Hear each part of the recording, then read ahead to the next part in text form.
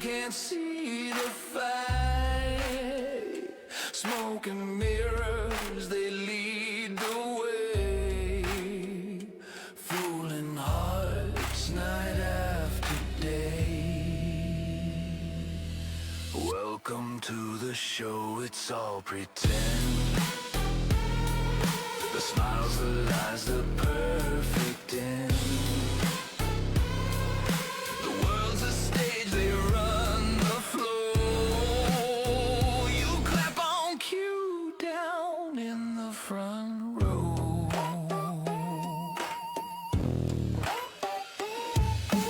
Painted faces, masks of stone. A hollow laugh that chills the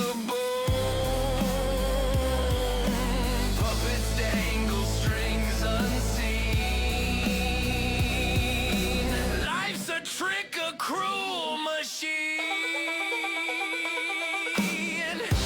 Do you see it? Do you feel it? Or just believe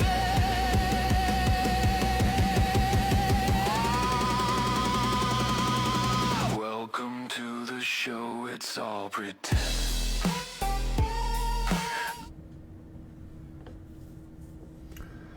There was a time in this country when farming was not an industry. It was kind of a way of life.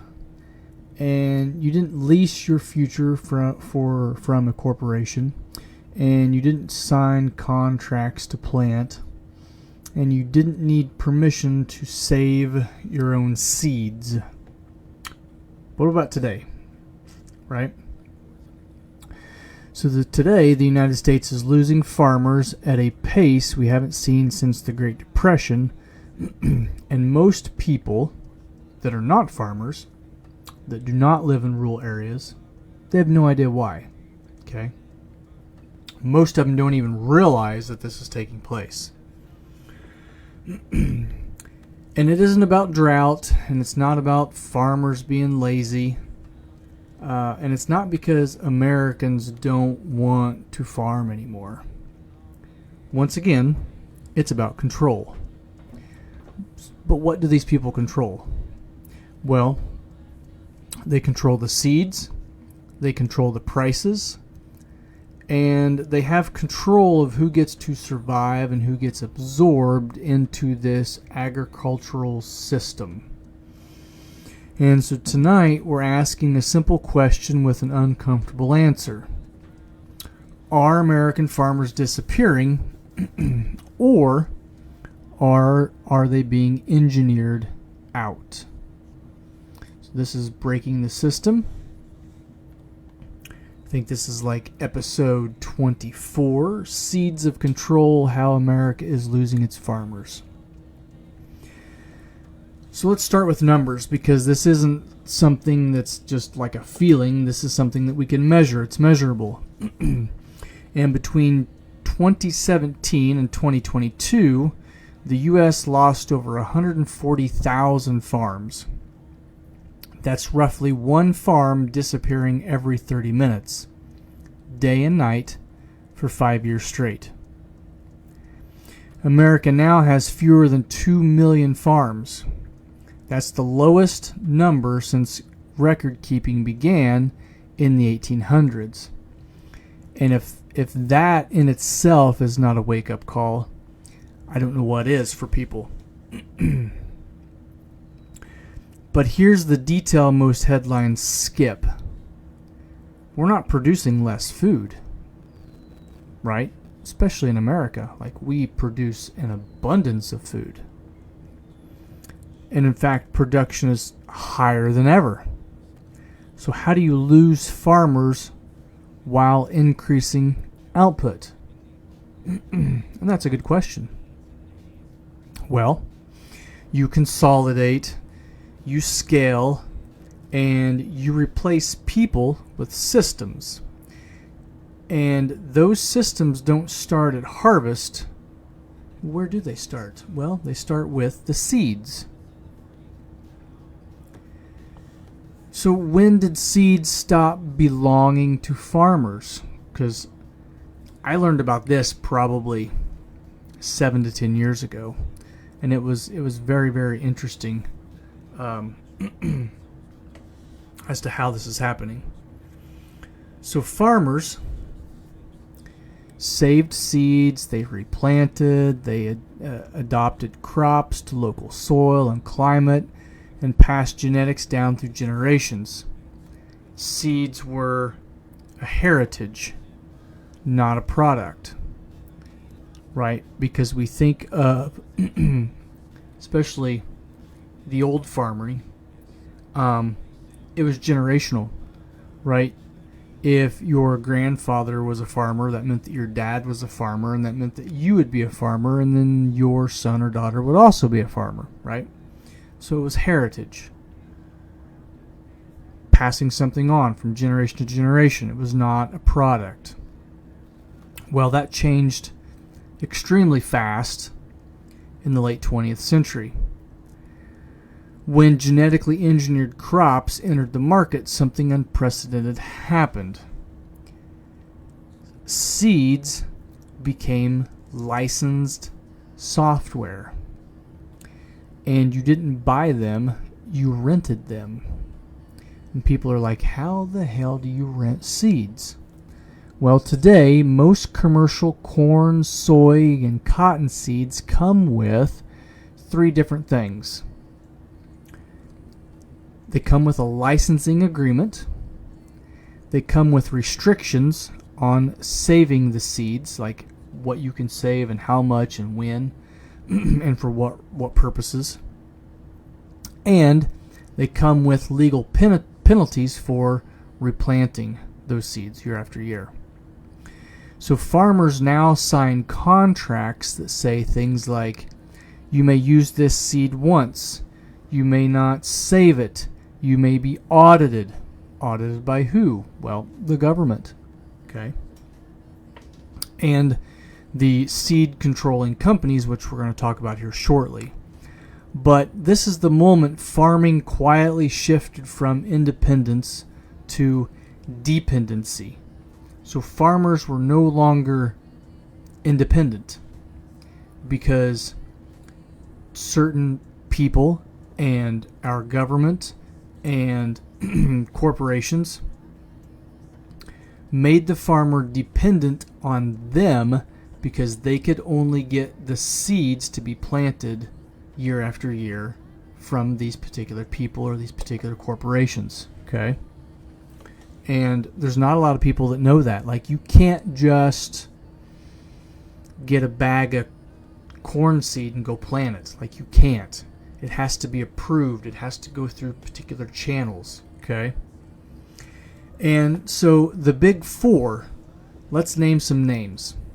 So the big 4 corporations that dominate the global seed and the agrochemical market are, and we talked about one of these a couple weeks ago, was Bayer, Monsanto. It's one of the big dogs. We've also got Corteva, Syngenta, and BASF. Those are the big 4. So together, these 4, they control the majority of commercial seeds. They control most GMO traits, so like what trait of that particular seed, whether if it's corn, soy, wheat, whatever it is, what traits are being passed down from generation to generation within that product. Okay, are they giving us hardier kernels? Are they resistant to drought? Are they resistant to bugs? Like what kind of trait did these companies produce in these seeds and then passed it on to the farmers? Okay. And lastly, the chemicals that those seeds are designed to work with. Okay, so yes, they design the seeds and the chemicals to kind of piggyback off of each other, right? And this is not competition. This is what they call an oligopoly. So it's kind of like a monopoly, but it's not. It's oligopoly, oligopoly. So when we look that up, the definition of an oligopoly is a market in which the industry is dominated by a few companies that are each influential participants in the market. Okay? And where this is different from a monopoly is that these companies, these corporations, they work together for the benefit of all of them. Okay? And there is no precise number of companies that qualifies when a market becomes an oligopoly. Okay? Completely different than a monopoly. A monopoly would be like what AT&T was during the late 80s. And then the government stepped in and said, nope, we're going to rip you apart. And that's where we get the formation of Verizon, T-Mobile, and all of those other phone companies. That is a monopoly. So this became, or it has become, an oligopoly. And these, they don't need explicit price fixing. They just need an alignment. And what does that mean? Let's jump into it. It's what they call the price squeeze. Something else a lot of people don't know that happens to these independent farmers. And so here's where farmers start breaking. Since the 1990s, corn seed prices have risen anywhere between 300 and 400% on the given year. Soybean seeds are now over 250% more. Meanwhile, crop prices fluctuate, often downward. So we have to ask ourselves at this point, like, if crop prices fluctuate up and down, and because we're producing so much more that it's getting cheaper and cheaper and cheaper to buy the finished product of corn and soy and wheat and whatever else, why are the seeds going up 250 to 300 to 400%? Okay. At the same time that the seeds are going up and the crop price is coming down, we have some other things that are happening, that are taking place. Okay. And fertilizer prices spike. Of course, we have the rising cost of fuel from year to year. Equipment costs have exploded. And of course, we can't forget about one of the most expensive thing is land prices. Land prices have skyrocketed. Right? A couple different reasons why. One is because of the housing market, right? And we have to be very careful with that because we could potentially have a reoccurrence of the housing crash like we did in 2008, but this time it's going to be like 10 times worse. Every year, our property taxes go up because the land is valued at much more than what it was the year before, right? So land prices have skyrocketed. So farmers, they get hit from both sides. Inputs are expensive, right? The inputs being the seeds, the fertilizer, the equipment, the fuel, and the land. And the outputs are becoming cheaper and cheaper and cheaper, right? Because we're producing so much more corn, so much more soybeans and wheat and barley and all this other stuff, the output gets cheaper and cheaper year after year. Okay? So margins shrink, debt grows, and risk becomes unbearable for the farmer. So big farms, they can absorb the hit because they're big. Okay? And by big farms, we're not talking about generational farmers at this point. We're talking about farming corporations. All right? But the small farms, the small farmer, the generational farmer, they cannot absorb this hit. And this hit happens every year for them. Especially if it's a downturn in production where the land doesn't produce as much because of too much rain, too little rain, tornadoes, bugs, whatever, right? So if there's a downturn in their output, now they're really strapped for cash for the next year.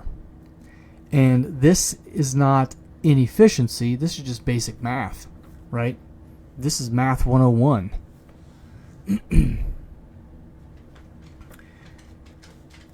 And so people still say, well, farmers can just choose different seeds, right? Well, if they're growing corn this year, well, they can just grow soybeans next year. Or they can just produce wheat or whatever else. Like, they have that option, don't they? Well, choice disappears when alternatives are bought out, when independent breeders vanish. We're talking about the seed breeders, okay? When non-GMO options cost more, and you're going to get less yield out of those. And choice disappears when buyers expect standardized output, right? So because of farmers 2 counties away, if they're producing X amount of bushels, well, then they expect you to produce X amount of bushels. And when the entire system is built around one model, opting out means losing contracts. And especially in this day and age, everything is a contract. Everything is, you're buying into the company in one way, shape, or another. So virtually everything is a contract. And is that freedom? Is that true freedom? And no, it's not. That's compliance. You have to comply to be a farmer in this day and age. You can't reach outside the box, so to speak, because the box is very heavily guarded. And so this is where history does not repeat itself. Okay? It more or less kind of rhymes like a poem. And we've seen this before. Railroads controlling farmers in the 1800s. Company stores trapping workers in debt. Sharecropping systems that never allowed escape. Right? Think of each one of those things and think how those would relate to the situation of the modern farmer. And in most cases, they're exactly the same. The exact same thing is happening, is going on. It just looks a little different. So each time this pattern continues. And it continues in that we have centralized control. We have removed autonomy. We lock participants into dependency. And we call all of this efficiency. So what's different now? Is it, and we're talking about farming in general, is it cleaner? Is this whole thing legal? And the big question is this whole system, this whole farming system and the way that it's set up, is it invisible to consumers? And that one I would absolutely say yes. What do you think? Did you know about this? Did you know that they control the farmer on the front end and on the back end and basically every nook and cranny of the farming market? These companies control it. And so yes, I think it is invisible to consumers. I think a lot of consumers just want to consume. Especially in the United States, we're very good at consuming. And we just want to consume and not think about the repercussions of all the consumption that's being taken place. Okay?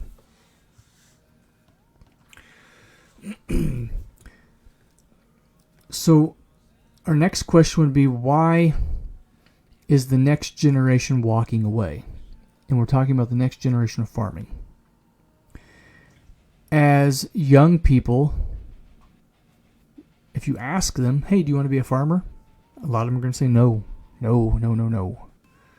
They will tell you that the startup costs are too insane, that the seed contracts feel like a predator. It's very predatory. The margins don't justify the risk, right? The margins on the land and the machinery and all the equipment and the seed costs, right? They're just too much. You just can't justify the risk that you're going to take. And realistically, one bad year in farming, it just takes one bad year and a farmer loses everything. Virtually everything. So in this day and age, farms don't get passed down. What happens is, because the land price is so expensive, right? Land is so expensive that the land gets sold. And if enough farms get sold to a certain individual or a certain farmer or a certain corporation, it's what they call a merger, and they call this an operations merger, where they merge all of these different farms together to make this big conglomerate. And so farmers, not farming itself, but farmers, they're quietly disappearing in the background. I mean, farming is still taking place. We're still, like we said, we're still producing more than ever before, but the number of farmers are quietly disappearing. Okay? It's not really the job to be had anymore. And so another question, right, because we're full of questions, like we have to ask questions. And another question would be, is this whole thing that they're doing with farming, is this intentional? It's what they call the hard truth. You don't need a conspiracy when incentives align, right? Look at all of it. Put it all together, right? Is this intentional? And so the hard truth is, when consolidation increases profits, when scale beats independence, right? We're scaling up these mega farms, these mega corporations, right? So you're always going to outbeat the individual. There's no independence anymore in farming. When regulation favors large players, right? And Walmart is a great example of this. Walmart can buy the exact same thing as your local grocery store can, but at a fraction of the price, because they're going to buy it in large quantities. So the little local store, they can't sell those products at the same price that Walmart can. A lot of times it's double, if not triple the price, right? And that's all because of regulation. Regulation favors the large players. And all of this enforces weakness. And the outcome here is very predictable. And so whether this is intentional or not, which I believe that it is, right? You come to your own conclusion. I'm not telling you to think anything. But whether if it's intentional or not, the result is still the same, in that we have fewer farmers, we have bigger corporations, and because of those two things, we have what's called less resilience or less resiliency, in that if we put all of our eggs in one basket and we drop the basket, what happens? We're going to bust all of our eggs. If we put all of our farming into these big mega farming corporations, what happens when one of these NGO or these GMO seeds goes bad? We're absolutely screwed. We're up a creek without a paddle, right? And a lot of the wheat and stuff that we grind into flour, they say that it's not good for us because it's something completely different. Think about it. Sweet corn should not exist. It's a man-made thing. So is modern day avocados and modern day bananas and modern day tomatoes.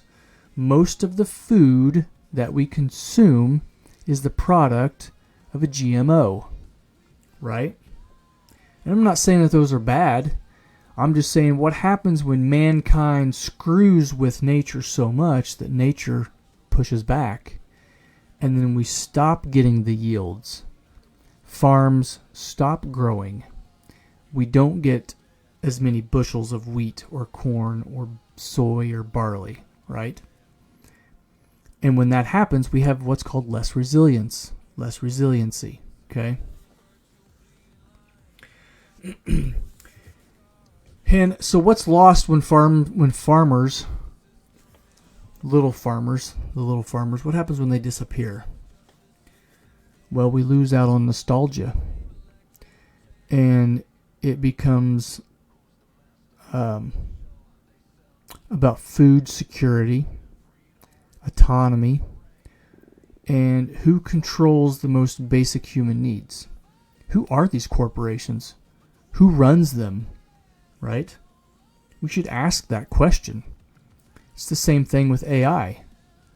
Who is controlling and programming and building the programs within AI? How AI works and how it learns and what it learns, right? Is it learning stuff based on the left? Is it learning stuff based on the right? Or is it learning stuff based right down the middle? Okay? We have to ask these questions with these big farming corporations. What is their overall agenda? And if you think that it's like security and creating a food surplus and creating things that are healthy for you and I to consume, then you're dead wrong. Because the whole purpose of any company, any corporation, bottom line, hands down, is what? At the end of the day, it's to make a profit. And if you're a company that's not making a profit, you're a non-for-profit. And most of those are kept alive through donations, right? These big seed corporations, these big farming corporations are not going to stick around if it's not making money. They're just not. Okay? So when farmers lose control of seeds, they lose control of farming. Like, they don't have a say in what they can farm and how much and what they can plant and where they can plant it. That's all dictated by these mega corporations. And when farmers disappear, a nation doesn't just lose producers, it loses independence, right? Where are these big mega corporations located? Are they located in America? That's another great question. Who are they backing? Are they backing America, or is this like Russia founded, or is it Chinese oriented? Like what country do these mega corporations have lineage to? Right? Who's their CEO? Who's on the board? That matters. It matters because it's our food that we're consuming, that we're putting on our plate. Okay? And so because of that, we lose independence. And so the real question is not, can we grow food? Because we know we can. We grow food every year, right? Well, what is the question? It's this. And I really want you to think about this question. It's who decides how and at what cost? Who decides how to farm and at what cost are we farming? There's a lot of cost that goes into this, whether if it's monetary cost, whether if it's generational cost, whether if it's health cost. Are we growing food that when we consume we're not getting any nutritional value out of? Yeah, we could be. We could be, absolutely. So what's the cost? Well, it's your health. It's my health. It's generational health. And how are they going to do this? Right? If we've changed our seeds as much as we have in the last 100 years, what is the seeds and the food and the farms going to look like in another 100 years? I have a pretty good idea. I think it's all going to be autonomous. You're not going to need somebody to run, well, I mean, and you could do this now. Like, you don't have to have someone to run your combine or your tractor. It all runs off GPS. So that's where AI comes into play. That's where robotics come into play. So now from start to finish, we have completely eliminated the need for the human element, human touch within the food that we're consuming. So in essence, a computer somewhere is telling us how to farm and at what cost to farm. And that should raise some questions, right? You should be very leery of a damn computer telling you how and what to eat. Okay? And so as always, this has been Breaking the System. If this episode has made you feel uncomfortable, then good. I want you to feel uncomfortable. That means you're paying attention. That means you're asking the questions that need to be asked. You're critically thinking, and that's the whole point of this podcast. And with that, have a good night, and we'll see you guys next time.